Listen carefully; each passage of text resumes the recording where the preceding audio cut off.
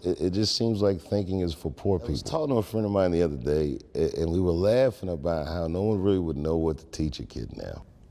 What skill sets are going to matter 10 or 20 years from now as the world becomes automated and everything is just changing? So we decided that your character is your destiny. You know what I mean? Just like, if you're a good person, that's pretty much all you can ask from anybody, and hope for the best. I don't know if anyone needs to think anymore. What do you mean by that? The machines are doing all the work for us? It's AI, it's quantum computing. It just seems like thinking is for poor people. It's a joke, by the way. I forgot where I was.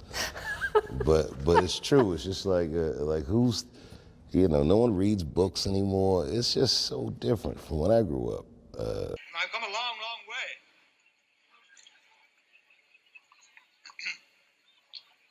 In my time, a berry that size would have been big news all over the civilized world.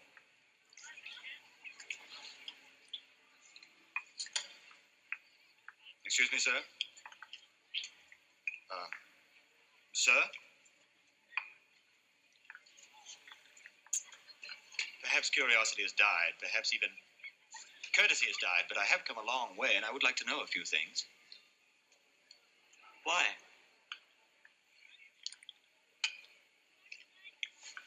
Well, because I shall return to my time, and my people will ask me questions.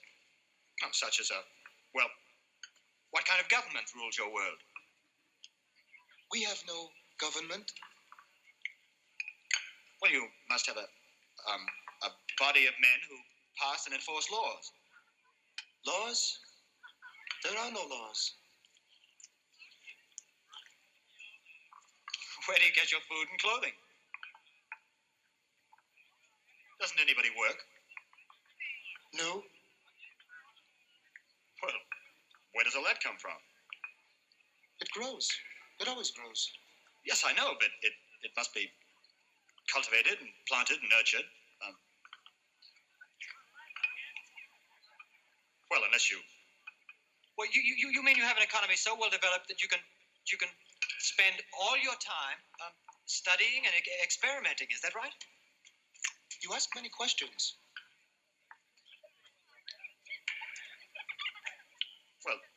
Well, that is the only way that man has learned and developed. I wish to learn. I want to learn about you, about your civilization.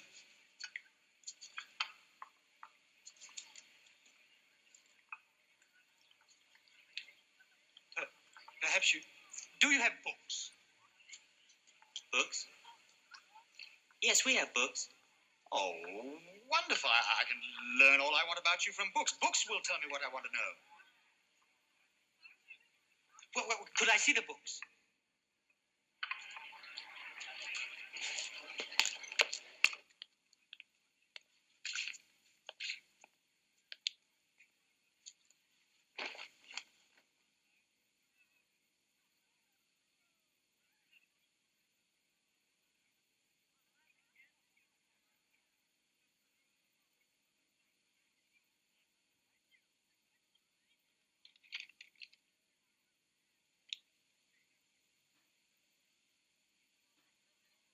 Yes, they do tell me all about you.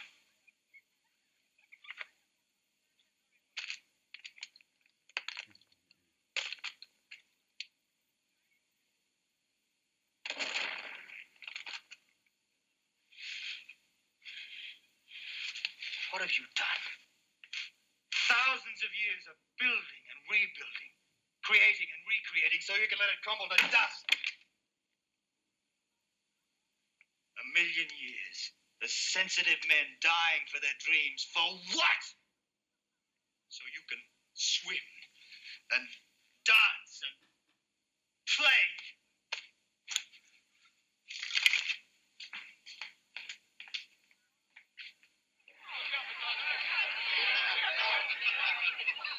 You! All of you! I'm going back to my own time. I won't even bother to tell of the useless struggle, the hopeless future. But at least I can die among men.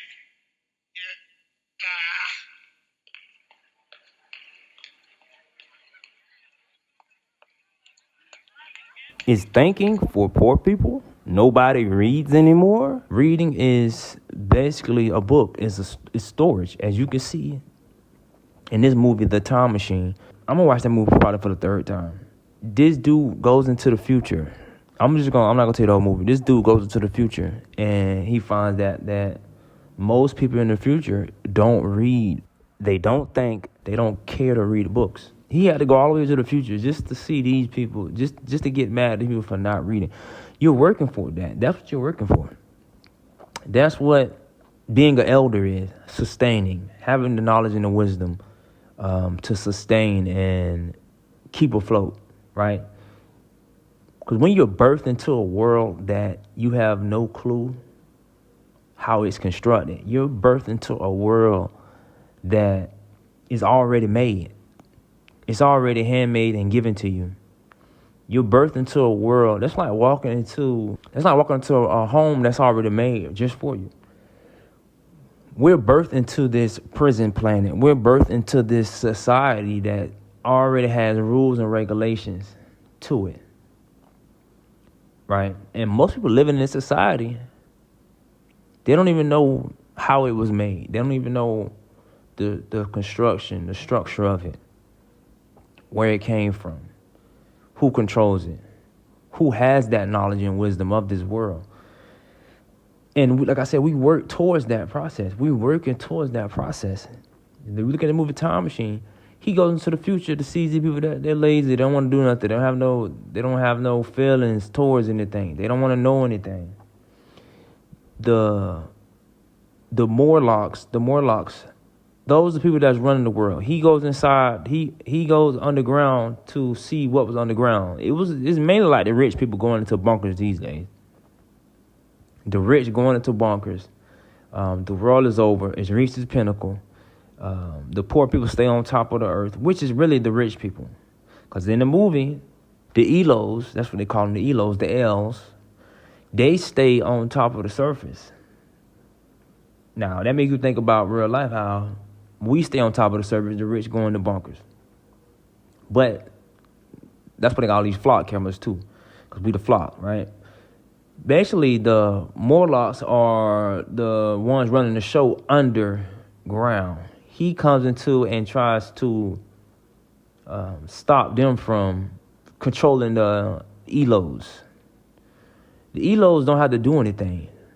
The Morlocks are the ones underground that's controlling everything. They were left the keys to society when the people that before them passed, right? The people that before them, and they have to keep the system going because that's the only way to survive. They went underground to survive, but they have to keep the system going because they have to depend on the people on top of the surface. They went underground, so now, right, the environment has shaped and molded their molecular structure, right? The environment has shaped and molded them where the food that they make for the Elos, they can't eat that. They gotta eat the Elos. They gotta eat, the Elos are the food system for them. They eat them. If you look in the movie, you'll see bones and human remains. They eat the Elos because the food on top of the surface is not made for them anymore, right? Their environment has molded and shaped their whole system of how they live and who they are and their body types, and those are the P-47s, the P-52s. Those are humans from 47 and 52,000 years in the future. They evolved into two different groups after a global apocalypse, and supposedly they're traveling back in time to alter the history of everything, right? Because I guess the timeline that they went down failed, and now they're trying to come back and change the reality now to change the reality that they've chosen to live in the future. So you can say it's kind of like retrocausality. It changes the paradox of reality. It's the butterfly effect. So the idea is that the P-47s, they went underground to survive, right? And over time, like I was telling y'all, the living conditions of them, right, it turns them into a different breed, right, of not humans anymore, they're alien. All right, those are the Morlocks, right, and then you got the P-52s, right. These are people that lived on Earth and went to different other surfaces, like the moon. You know what I'm saying? Like different planets. All right. They call them the Nordics. All right. The P-47s is the Greys. P-52s the Nordics. And all right, past 47,000 years, past 52,000 years. That was the people from the future when them scientists went missing in real life. Now, this is real life. This is the movie Disclosure Day. The same thing. These are parallel realities that all happening at once. It's said in books. It's said in movies. It's said in music. It's said in art. People.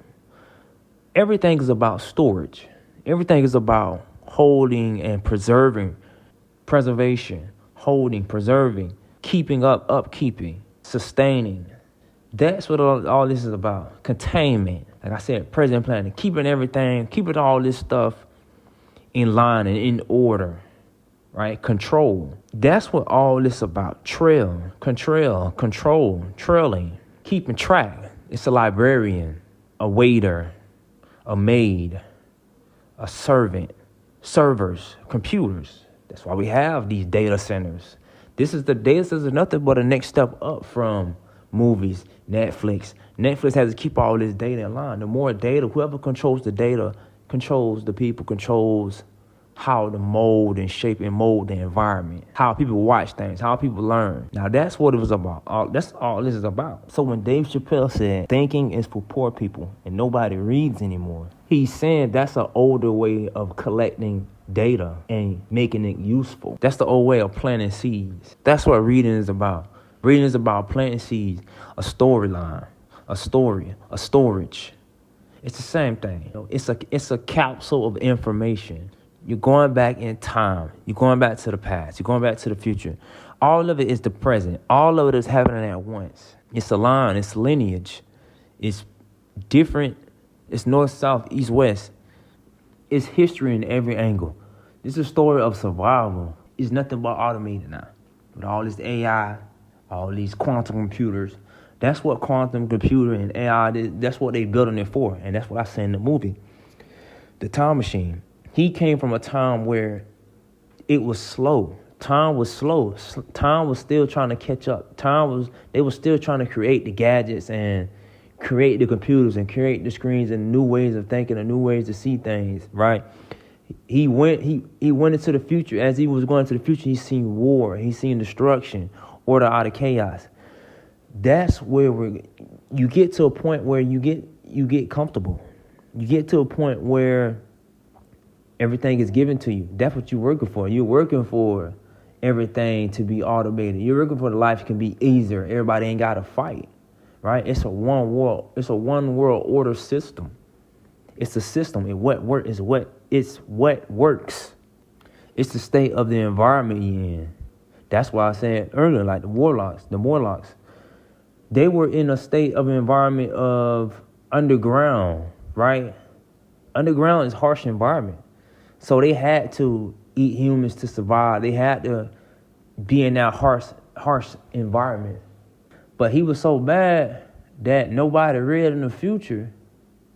He was so mad nobody was reading in the future, bro. He got upset because he was still stuck in the past.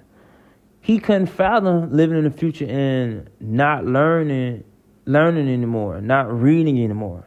He couldn't fathom that because he was still living in the past. He hadn't been through anything. He hadn't been through all of that. He seen what was going on, but he had to remember that even when he was just starting, he didn't know all. He had the drive to learn more, right? Because he was trying to get out of a circumstance. These people was not in any type of circumstance. They had everything, give it to them, right? So they fell to the automation. They fell to not being enthused and motivated, because that motivation comes from the hunger. That's where the motivation comes from, the hunger. And we all know most rich people ain't got no hunger. Most rich people are bored. You know what I'm saying? They don't want to figure out anything. They don't want to think. They don't want to read. They don't want to do none of that. They don't have that. Most creativity come from the poor, come from people that actually read and try to figure things out. It's like people when they have to garden, right? They garden to eat because they're hungry. They have to. Nobody's doing it for them. They got to wake up. You got to plant that seed at a certain time of the season, because if you don't, by the time you try to reap or harvest those fruits of your labor, if that winter time come around, you done. You know, if you don't do it to a perfection, you're not going to be able to harvest that food and eat it and get enough crops and get enough of food to preserve and to be able to get you through them winter times, right? It was a must. You had to do that. That's something you had to do. It's just like Idiocracy nowadays. Go watch the movie Idiocracy too, where most of the people, you know, they forgot about the past. It was just not, everybody was so dumbed down. Even the simplest things, when the dude went to the future, even the simplest things, they was like, oh man, this dude is smart, right? Because he was actually thinking. He was actually reading. Like, he was actually doing something for himself. It was the creativeness that he was just doing it himself, right? Nobody had to tell him what to do. Nobody had to show him how to do something. He was just figuring the simplest things out. And that's what the world is coming to now, because everything is automated. Something is doing it for you. Now it's like people don't even pick up a pen. They don't write. You know, they don't pick up a pen and write things no more. People don't even write in cursive no more. People don't even know what cursive is. They don't even know how to read cursive no more. It wasn't even that long ago. But once again, it's all about expressiveness, and it's just storage, right? People are not on that no more. Like I said, we got Netflix. We ran through Blockbuster. It's just all about storage. Right now we got chips. We had the SD cards. You know what I'm saying? We had the CDs. We had the MP3 players. We had the Blu-ray. We had CD. I would say we had tapes. We had big record players. You know what I'm saying? Like, we had the projectors. It was different ways to store it. It just, every couple of decades, it just we found another way to store information, to share information. Everything just moving so fast. Everybody is just, right now it's about precision. It's just so many transactions happening nowadays. The world is moving so fast because there are more and more transactions happening every day. You know, that's why I said even the banking system, all this got to go. It got to change, right? Because there's more people in the system now. Everything is moving faster. When the system first starts out, everything's moving slower. Just like the movie The Time Machine, everything was just more slower. In the future, everything just started moving fast, right? It was war, it was destruction. And then after a while, it slowed back down again because it was a whole new world. You know, the books didn't matter because it was different. It was a different system. That's the same thing nowadays. The books really don't matter to a lot of people because it's what grabs your attention right then and there. It's immediate. It's your environment, right? Now we get to see things on these phones. We get to see, that changes our reality. We get to see now we get to see things on the phone. The phone is right by us on our hip. It's hanging right on our hip, right on our side every day.